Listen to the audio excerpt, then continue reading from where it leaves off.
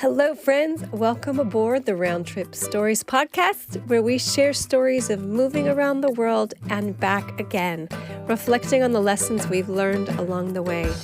My name is Tracy. And my name is Melissa, and we are so glad you're joining us for today's episode. Our guest today is Melinda Howe, Disney character brand manager, ministry leader, amazing baker, and mom of four. In 2010, Melinda and her family went to Beijing, China, where her husband Ralph was offered a job in the golf industry. They saw this as an opportunity for their whole family to live in their adopted daughter's birth country. Although they faced challenges like not being able to transport their whole family in one vehicle and homeschooling for the first time, they found an unexpected extended family in their international church and friends for their children from around the world right in their neighborhood. So buckle your seatbelts and make sure your tray tables and seats are in their upright positions as part one of Melinda's round trip story gets ready for takeoff.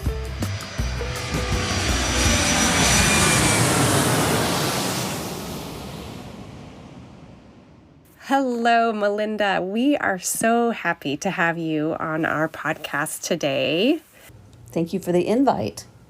Melinda and I met when she first moved to Beijing, and we were a part of the same church, and so we have lots of memories together. And I love Melinda's family. It's mutual. We are really looking forward to getting to hear your stories, and it's every time we have another guest, I'm amazed at just how many different things there are to learn about life in different places. And yeah, it's always a pleasure and a privilege for us to hear from people. So as we get started, Melinda, tell us a little bit about your backstory. So a little bit about yourself and your family, and maybe including where you grew up. Well, my name is Melinda Howe, and I was born in upstate New York and spent most of my upgrowing years and adulthood in Florida. Small side trip to Nashville for a couple years, but Florida is pretty much home. I'm an identical twin, and my sister also lives here in Florida, and so do my parents, so that would be home. And then I am married to Ralph. We've been married for 25 years, and we have 4 kids that are now 20, almost 19, and 2 17-year-olds that are not twins. Okay, got it. So when you moved abroad, where did you go? And how old were your kids when you went? So when we moved to Beijing, China.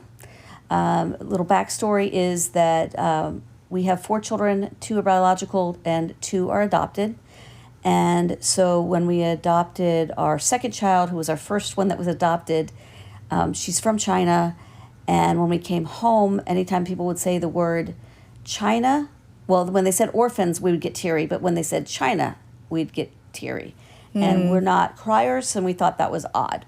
Mm-hmm. So then when we adopted Amanda, I was pregnant with Jonah. We had Jonah. So we now have 3 kids, 3 and under. And then we ended up adopting a 4th one who is also from China. And while we were in the process of it, when we went over to get her, somebody offered my husband a job, which we turned down. Oh, okay. And then we closed that door because I felt like we needed to solidify our family of now 6. But then about 8 months later, somebody else out of the blue offered my husband a job in China. And so we said, okay. And so we moved to Beijing, China. Wow, that is really interesting. And what year was that?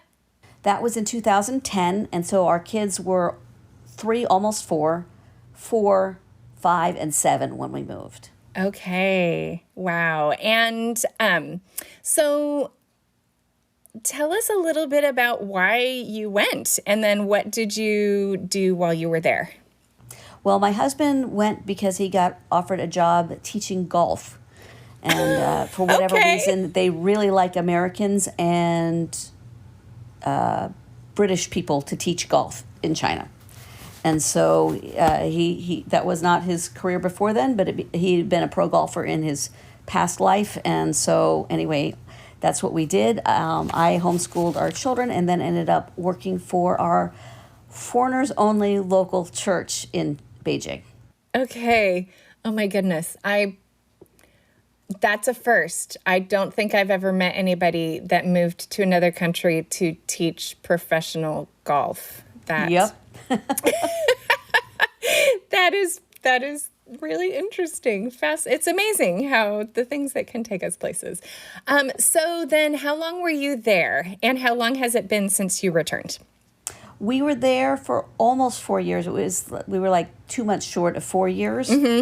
And we've been home for 9 years. And we didn't even have an exit plan. We had no idea we would ever move home.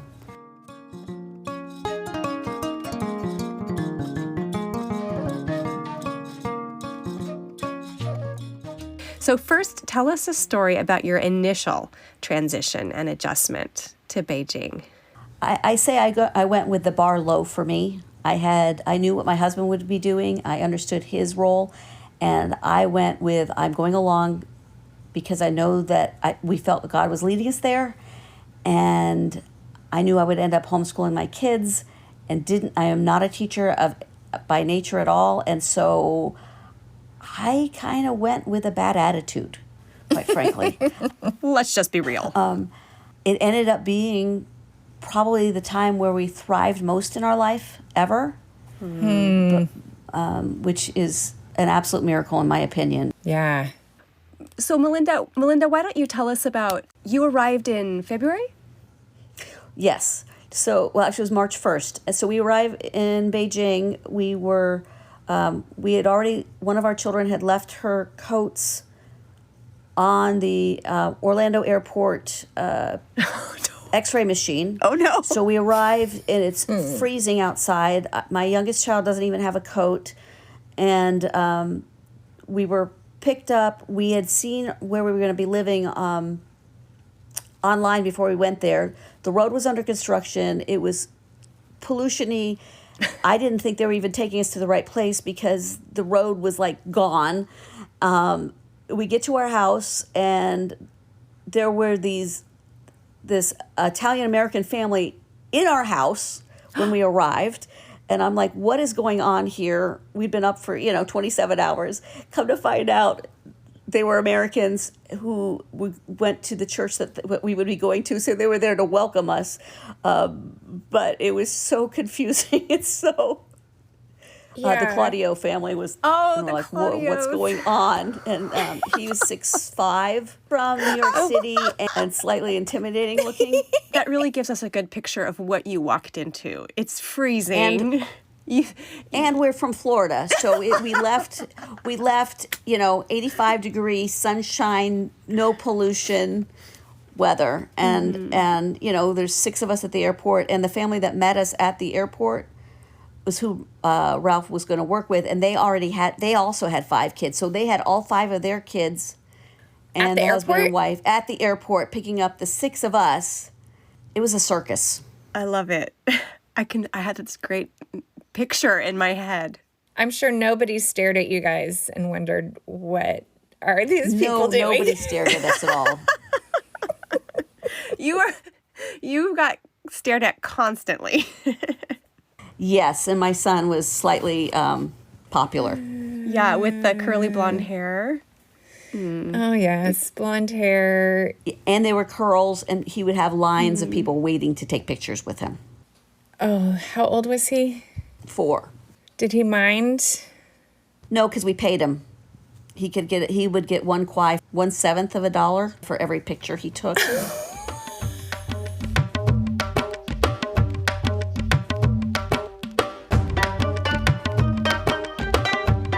All right, so tell us a story about something that was hard. Not being able to get anywhere. We did not have a car, and we did not know that taxis wouldn't take more than 4 people in a vehicle. What? And so we have a family of 6 and couldn't figure out why the taxis wouldn't pick us all up.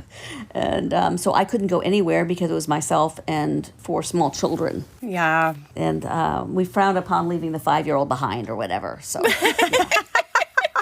Right. Right. Yeah, the transportation is a serious issue when you're such a large family. And large families aren't very common in... No. Large families without drivers, right? Because you were an expat family, but you didn't have an expat package, or you did, but correct. not the driver. No, we did not. My husband worked for a local company, so we did not have any drivers at our disposal or any of that.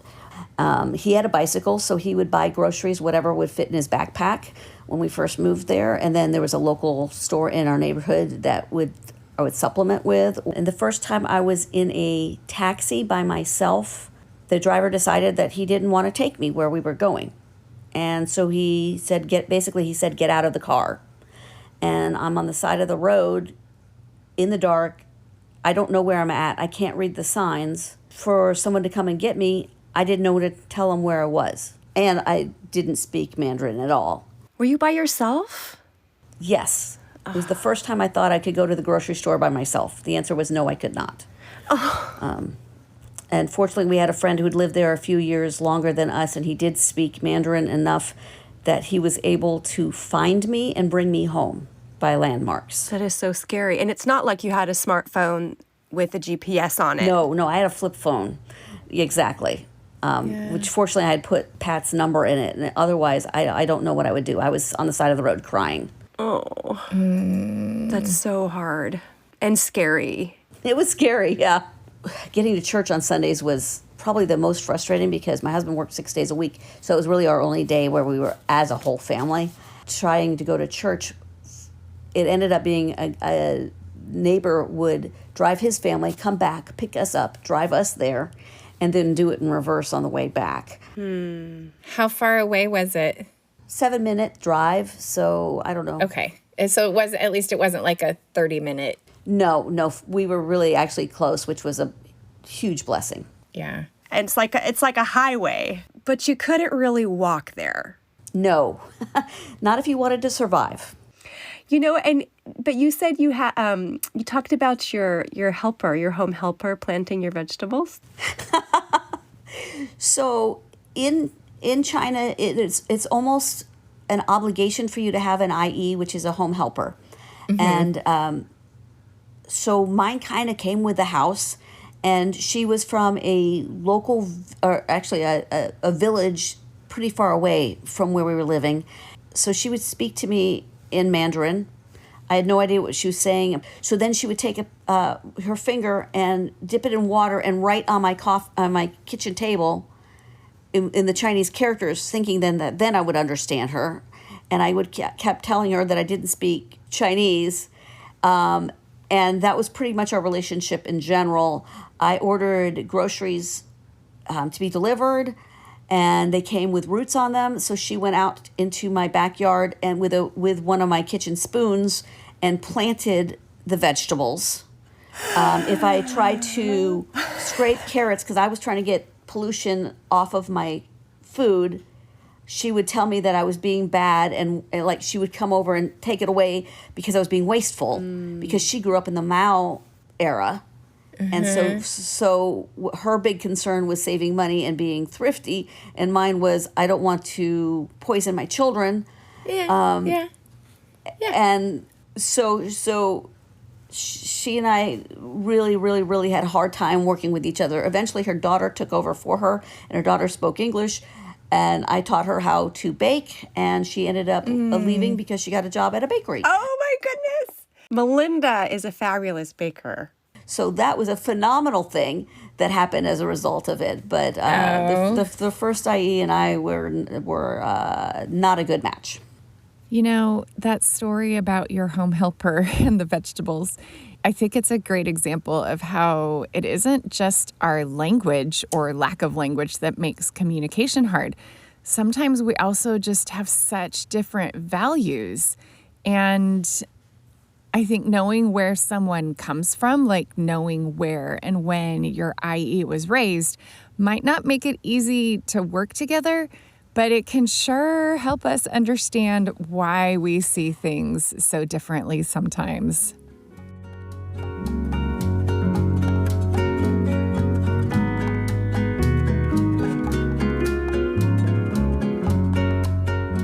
All right, now tell us something that you loved about living in China. The unexpected family that you can make over there. I knew my husband would be working with the local Chinese population, but I didn't understand fully the expat relationships that people could have. And so we started going to this church, Capital Community, and everybody understood what it was like to be new, and everybody understood what it was like to not have your family around you. And so you end up with relationships where you have no idea where they went to high school. You don't have those kind of stories, but we shared Jesus in common, and everybody knew what it was like to be new, and everybody would just open their arms around you and meet you where you were at. One day, my kids were playing at a playground, and one of them jumped off the seesaw. The other one got hit in the face by it, and she was seriously cut. We had to take her to the hospital. Everybody that was around me all rallied. One lady took home the other 3 kids, and then we discovered in China, in Beijing, you can only drive within ring roads based on what the last digit of your license plate was. And so my car, I couldn't take. We did have a car. We were able to drive, but I couldn't drive my car into the city where the hospital was. So you just call and say, I'm taking your car, I'll be back. And people don't go, why, what are you going to do? They just go, okay, and throw you keys. And that's what relationships were like there. And it's so precious. I am so grateful for Facebook. I'm so grateful for the friends that we have there and how those friends are forever friends. Mm-hmm. It's so true. Yeah, it's so true.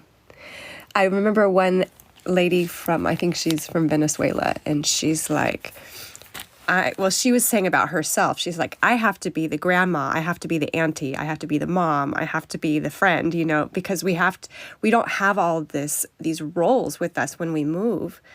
But yeah. Melinda, what you're saying is that your church family became the auntie and the grandma and the best friend, and it would happen fast.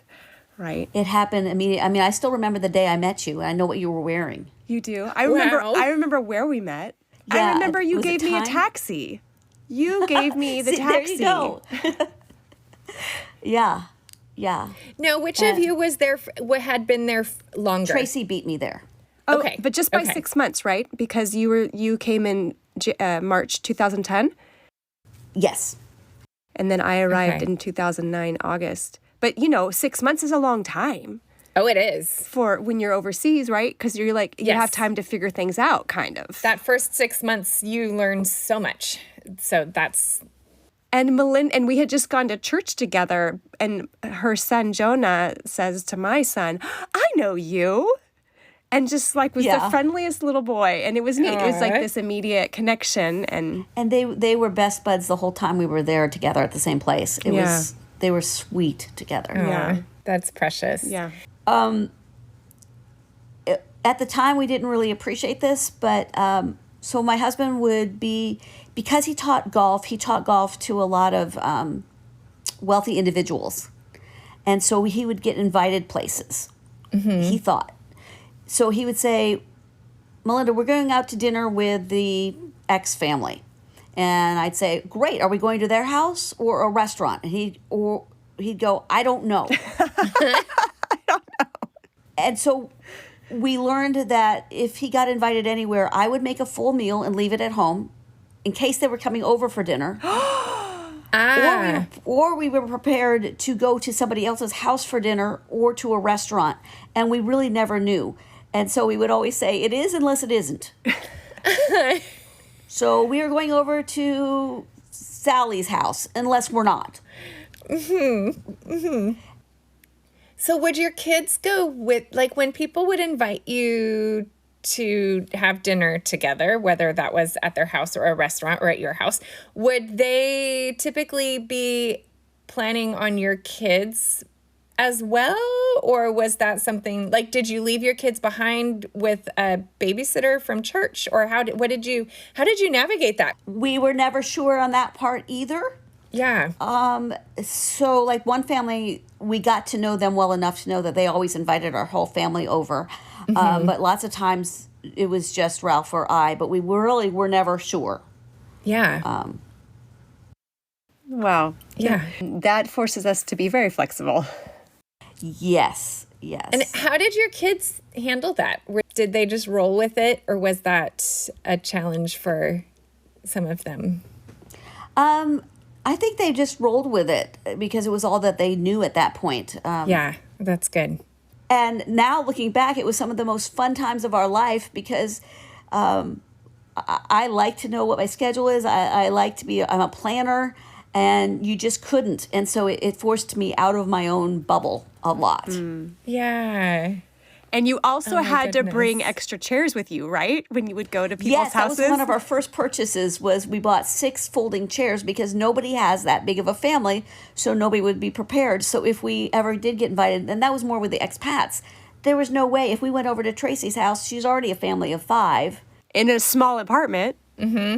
So we and again, once we got our vehicle, it helped a ton. But we would keep the folding chairs in the back of our car so that when we were heading somewhere, we could be with them.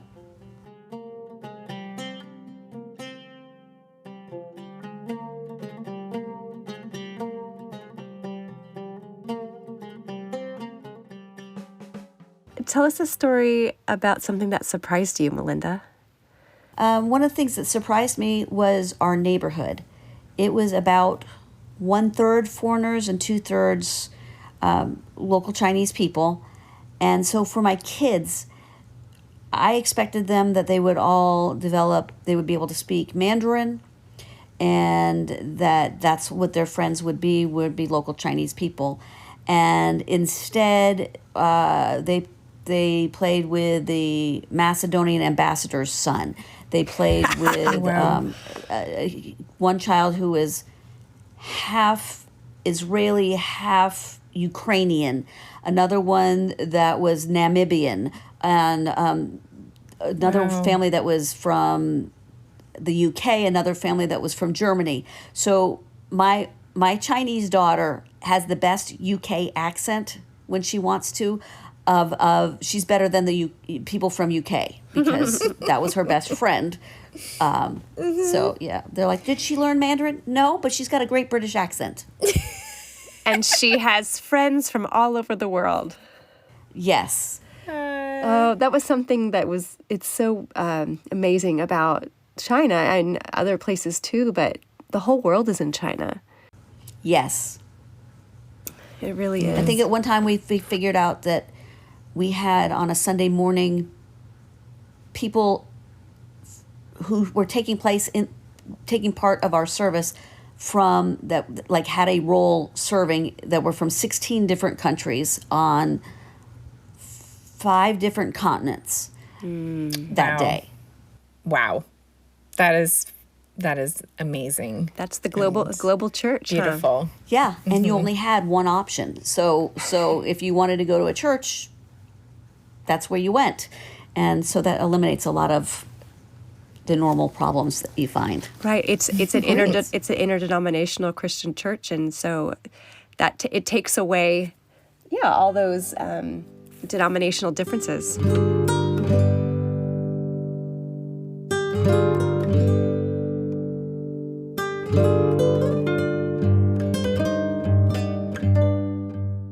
So Melinda, tell us, we want to know, what did you learn? We know that we learn every time we step out of our comfort zone and out of our comfort countries, we learn things. So tell us, what did you learn about yourself as a result of living in China? I think the biggest thing that I learned about myself was to be comfortable in my own skin. That all of the things that nobody knew me when I moved. Nobody had any expectations about who I was or what I could do or couldn't do. And so I became more confident in my skill set and more confident in what was not my skill set. And I've been able to use that continuing on with yes, I can help you with this. I am great at this. And no, you do not want me to do this other thing because that is not my skill set, and you can find somebody who's better at that. And that was a really nice surprise. Yeah. And so tell us, what did you learn about the world as a result of your time living abroad? There's so many different ways of doing the same thing, but they might be the exact opposite way. And the two things that come to mind are like trash pickup, things that every country needs to do. And in America, it's the trash vehicles that come on 2 days a week, pick up your trash. In Beijing, it was a guy with a wheelbarrow that would take it off of your front stoop. I watched them in Venice one time taking them off of a gondola. But it's something that everybody does in totally different ways. Another way, when we first moved, the same IE that I had, one day she was calling me, and she was, I thought she was calling me. She said, "Ni hao," and then she did a hand motion that looked like she was telling me to go away. So she was flicking her hands and saying, and calling me. And so I'm like standing there absolutely confused, trying to figure out whether I was running to her or running away. And my house, if you shut the bathroom door fast, tiles would fly off and hit you in the head. And she was in that room.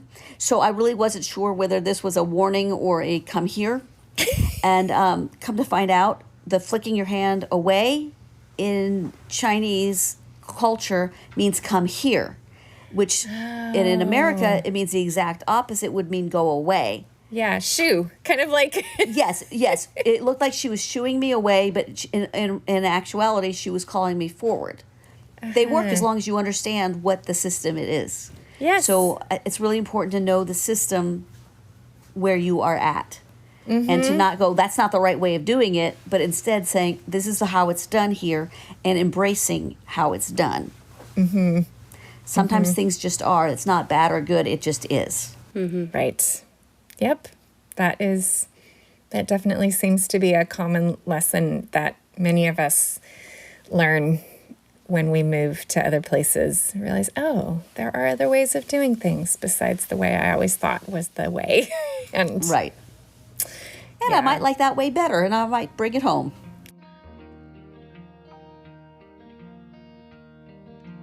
Thank you, Melinda, for sharing some of the stories from your time overseas in China.